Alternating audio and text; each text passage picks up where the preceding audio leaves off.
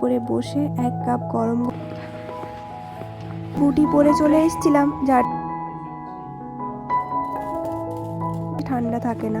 তবে আজ আমি বলে বোঝাতে পারবো না, ঠান্ডা থাকে, তবে আজকে হলো একটুও দেখা যাবে না। তাই খুব একটা মানুষজন যেহেতু শেয়ার করে দেবেন ভালো। নতুন একটি গল্পে আপনাদের সবাইকে স্বাগত জানাই। কেমন আছেন আপনারা সবাই? আশা করি ভালোই আছেন। আজকের বাইরের পরিবেশটা দেখুন, সম্পূর্ণ আলাদা। ঘুম থেকে উঠে পর্দাটা সরাতেই চোখে পড়ল পুরো দুনিয়া যেন এক রাতে বদলে গেছে। কাল পর্যন্ত যে শহরটা একদম রুক্ষ শুষ্ক অবস্থায় পড়েছিল, আজ সেই পুরো শহরটার ওপরে সাদা বরফের একটা আস্তরণ পড়েছে। মনে হচ্ছে কেউ যেন চুপি চুপি এসে পুরো শহরটাকে সাদা চাদরে ঢেকে দিয়ে গেছে। সুন্দর, মানে এই রাস্তাটা দিয়ে এলাম, দেখুন এই সবে সকাল হয়েছে তো, তাই খুব একটা মানুষজন যেহেতু হাঁটাচলা করেনি, তাই পায়ের ছাপও খুবই কম পড়েছে। এই প্রথম তুষারপাতের একটা অদ্ভুত জাদু আছে। প্রতিবারই মনে হয় এই যে বরফের সাদা আস্তরণটা মাটির ওপরে গাছের ওপরে পড়েছে, এটা যেন এক নতুন শুরু, একটা ঋতুর পরিসমাপ্তি আর একটা ঋতুর আগমন। আজকেই সবে বরফ পড়ছে, তাই এখনো পর্যন্ত ঘাসগুলো দেখা যাচ্ছে, আর 2-4 দিন পরে কিন্তু এই ঘাসগুলো একটুও দেখা যাবে না। প্রত্যেকটা গাড়ির ওপরেও বরফের একটা সুন্দর আস্তরণ পড়েছে। তবে এই গাড়িগুলো নিয়ে বেরোতে বেশ অসুবিধা হয়। অনেক সময় কাঁচের ওপরেও বরফ জমা হয়ে যায়, তখন সেগুলো ক্লিন করতে যাদের গাড়ি তাদেরকে বেশ কসরত করতে হয়। এখন ঘড়িতে সময় সকাল 9টা মতো। আমি এমনিতে সকালবেলায় ঘুম থেকে উঠে ফ্রেশ হয়ে একটু হাঁটাচলা করি আধ ঘন্টা মতো। সেটা বেশিরভাগ দিন হয় বাড়ির সামনে বারান্দাটাতে বা নিচে গিয়ে, তবে এই বাইরে বেরোই না, কারণ ভীষণ ঠান্ডা থাকে। তবে আজকে ভীষণ ঠান্ডা থাকলেও নিজেকে আর ঘরের মধ্যে আবদ্ধ করে রাখতে পারলাম না। ভাবলাম সেই যখন হাঁটবই, যাই না বাইরে থেকে একটু হেঁটে আসি।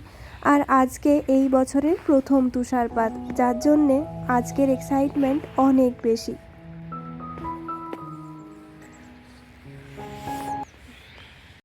সত্যি অসাধারণ লাগছে।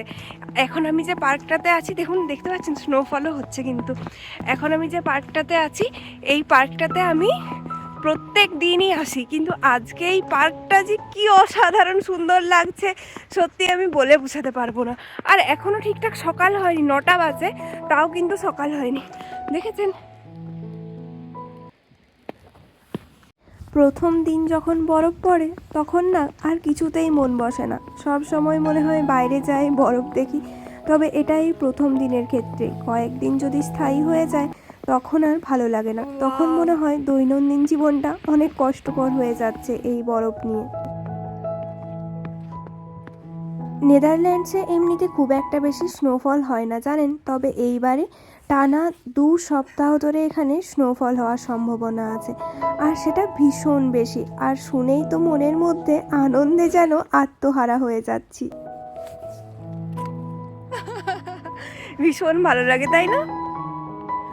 দাঁড়ান, আর এই বরফ দেখে মনের মধ্যে বাচ্চাটা যেন আরো নতুন করে জেগে উঠেছে। কি যে আনন্দ হচ্ছে তা আমি সত্যি ভাষায় প্রকাশ করতে পারবো না। বেশি স্নোফল হচ্ছে এখন।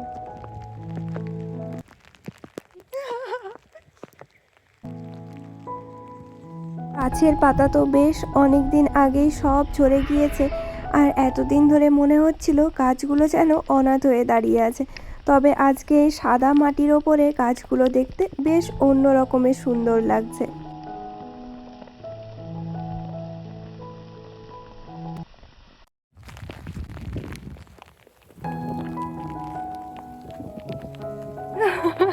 আমি পাগল হয়ে গেছি। এই প্রথম তুষারপাতের দৃশ্যটা যতবারই দেখি ততবারই মনে হয় প্রথমবার দেখছি। আগেরবার ফিনল্যান্ডে গিয়ে আমরা প্রচুর বরফ দেখেছিলাম, কিন্তু সেসব যেন আজ ভুলেই গেছি, যেন আজকে নতুন প্রথমবারের জন্য জীবনে আমি বরফ দেখলাম, এরম একটা ফিলিংস মনের মধ্যে জাগছে। এত ভালো লাগে। তবে বাইরে কিন্তু আজকে বেশ ঠান্ডা। নর্মালি প্রথম যখন স্নোফল শুরু হয় সেই দিনটাতে খুব একটা বেশি ঠান্ডা থাকে না, তবে আজকে ঠান্ডায় যেন জমে যাচ্ছি। এইগুলোকে দেখে মনে হচ্ছে যেন ওপরে সাদা রঙের ফুল ফুটে আছে, তাই না?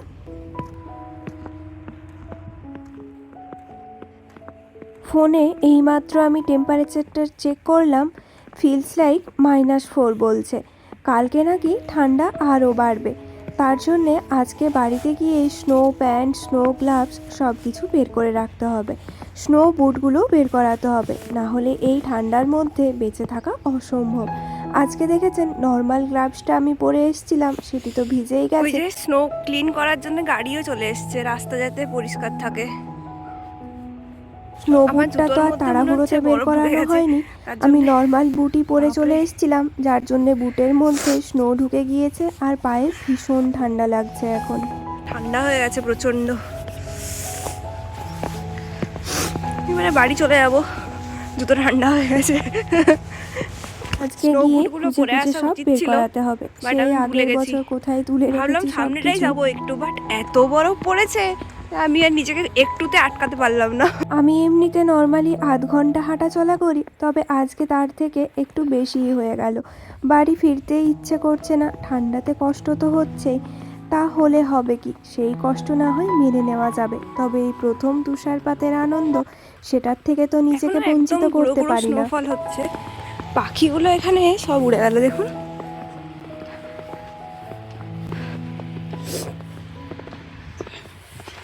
এইটা থেকে পুরো বাইরেটাকে দেখা যায় সুন্দরভাবে। চলুন দেখাই। পড়ে না যাই সব গাড়ির ওপরে।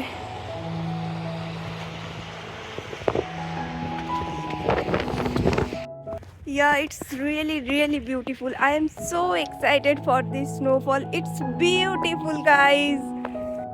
এটা আজকে সারাদিনই হবে বলছে, ওয়েদার ফোরকাস্টে দেখাচ্ছে আজকে সারাদিনই একটু একটু স্নোফল আছেই। তো চলুন, আরও যদি বিকেলের দিকে বেরোনো হয় তখন আসবো। এখন যাই, একদমই ফিরতে আমার ইচ্ছে করছে না, তবে এতটাই ঠান্ডা লাগছে, এখন যদি আমি না যাই আমার ঠান্ডা লেগে যাবে।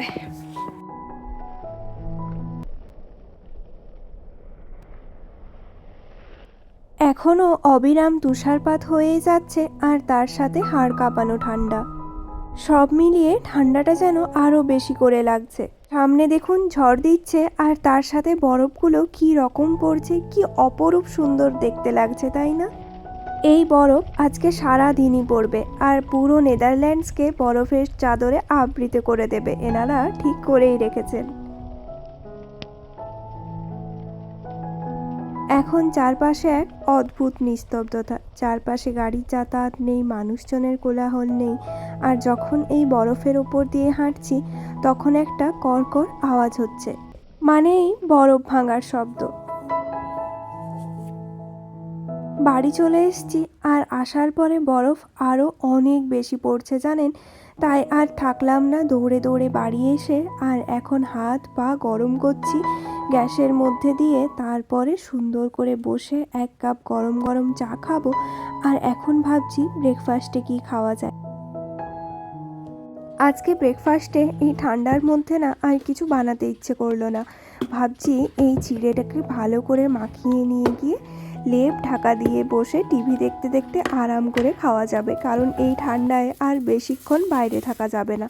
তবে ঘরের মধ্যে আমাদের এত ঠান্ডা থাকে না, কারণ ঘরে সব সময় হিটার চালানো হয়, না হলে এই ঠান্ডার মধ্যে তো বেঁচে থাকা একেবারেই অসম্ভব। বাইরের টেম্পারেচার -10 থাকলেও ভেতরের টেম্পারেচার থাকে +20, না হলে এই ঠান্ডার মধ্যে সারভাইভ করা সত্যিই কঠিন।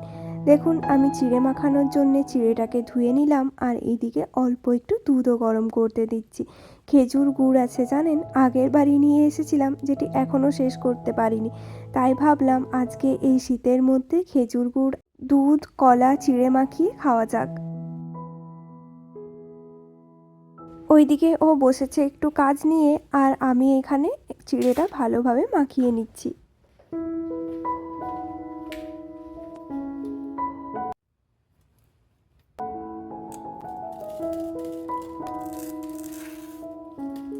এই চিড়েটা আমি দেশ থেকেই নিয়ে এসেছি। এখানেও চিড়ে পাওয়া যায়, তবে বেশিরভাগ সময় যেগুলো পাওয়া যায় সেগুলো পোহা বানানোর জন্যে একটু মোটা হয়, তবে এই নর্মালি খাওয়ার জন্যে এই পাতলা চিড়েটা বেশি ভালো লাগে।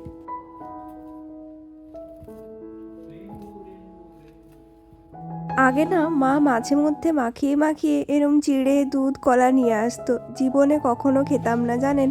আর এখন সেই সমস্ত খাবারগুলো মাঝে মধ্যে হলেও খেতে ইচ্ছে করে।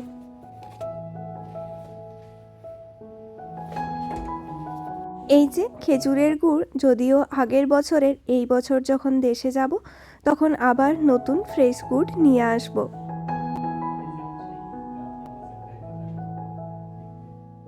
স্বাদে আর গন্ধে কিন্তু গুড় এখনও আগের মতোই আছে, পুরো ফ্রেশ টাটকা। কারণ আমাদের এখানে ফ্রিজ তো সব দিনই চলে, আমরা যখন বাড়ি চলে যাই 1 মাসের জন্যে তখনও কিন্তু ফ্রিজ চালিয়ে যাওয়া হয়, যার জন্যে কোনো জিনিসপত্র একদমই খারাপ হয় না। এই যে চিড়ে দুধ গুড় কলা দিয়ে দিলাম, এরপর ভালো করে মাখিয়ে নিই। প্রথমে ভাবছিলাম চামচে করেই মিক্সড করে নেব, তারপরে না একদম মন মানল না। আমাদের এই সমস্ত দেশি খাবারে হাত না লাগালে যেন তার স্বাদ দ্বিগুণ হয় না। তাই ভালো করে হাত দিয়ে সমস্ত কিছুকে মিশিয়ে নিচ্ছি। আর এর সাথে সাথে আমার ভিডিওটাও এখানেই শেষ করছি। আজকে তুষার ভেজা সকাল ভীষণ সুন্দর কাটলো, আর আমি এখনও ভীষণ আশাবাদী তুষারপাত নিয়ে। জানি না কতদিন ভালো লাগবে, তবে এখন তো ভীষণ ভালো লাগছে। তাহলে চলুন ভিডিওটা এখানেই শেষ করলাম। সবাই একটা লাইক কমেন্ট শেয়ার করে দেবেন। ভালো